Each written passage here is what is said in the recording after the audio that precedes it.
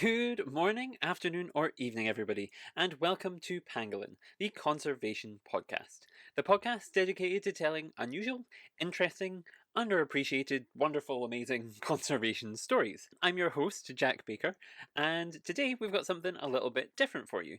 On today's episode, I'm going to be telling you a little bit about my experiences with the ocean and how I fell in love with everything under the sea. Now, that might sound a bit random to some of you, but actually, that's because June 8th is World Oceans Day.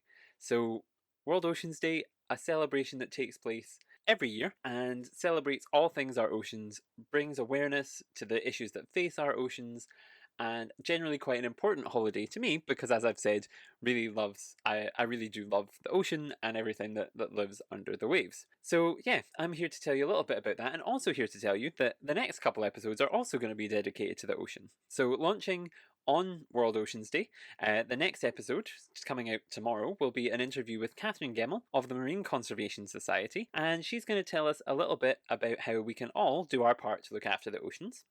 Then, next week, we're going to have Tilen Genov of Mariginos, who is going to talk to us about dolphins, specifically his work with dolphins and pollution, interactions with dolphins, their intelligence. Really, really interesting. I've recorded it already, so I can vouch for how interesting it is. And so, yeah, those are the next couple episodes, all kind of celebrating our oceans.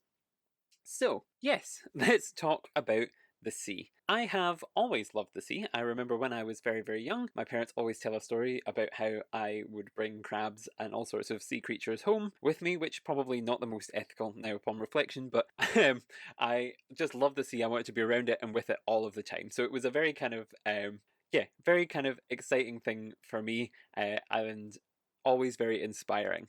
Growing up then, my first ever job was actually in an aquarium, which I know there is a lot of debate about the validity of aquariums and how they should function. I'm not going to talk too much about that today. I will say that I worked there with the best of intentions and tried to do my best to promote conservation and celebrate the oceans for the wonderful, fantastic, amazing things that they are. So working there, it really did open my eyes to a lot of the issues that the sea faces. Things like kind of the trawler fishing, plastic pollution, and mainly, I guess, just how little people know about the seas, especially around where I'm from. In Scotland, I think a lot of people don't appreciate the fact that we have things like coral reefs and dolphins and whales and all of these things in the ocean round about us. And so, yeah, it was an eye-opening and educational and inspiring experience, and I got to work with some fantastic creatures. Just to name a couple, there was, of course, the wonderful Stella, stingray, who very, very friendly, used to come up and say hello every time you walk past her tank.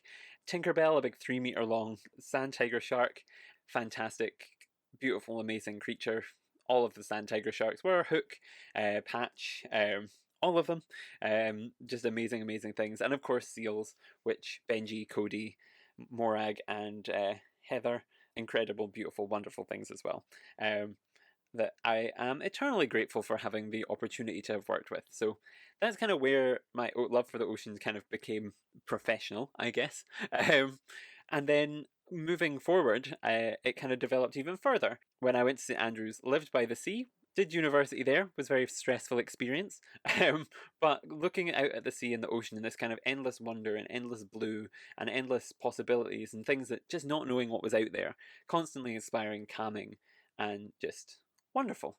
Um, Now you may wonder why I'm telling you all of this and about the kind of reasons that I've fallen in love with the sea. And the reason for that is basically because I think it's worth taking a moment to go and connect. So if you live near the ocean, go and have a look. Go and appreciate the beauty of everything from the seaweed to the rock to the crabs to the gulls to everything. They are incredible things, and forming a connection with it is so important because it then allows you to really want to protect it and realize how important and vital our seas are. They support life on Earth. The seagrass that is down there absorbs so much carbon, keeps the world functioning properly.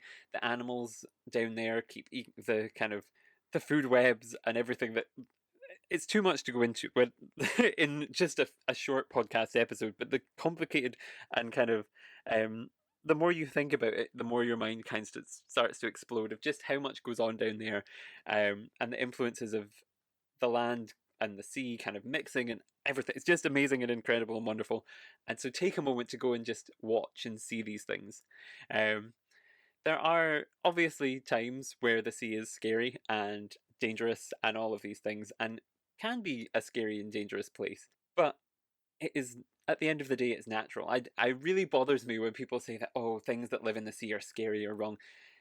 Sharks are not that bad. Sharks are the prime example, I think, of things that people are scared of. But realistically, a shark is uh, is no more dangerous to you than a toaster or a TV or a car.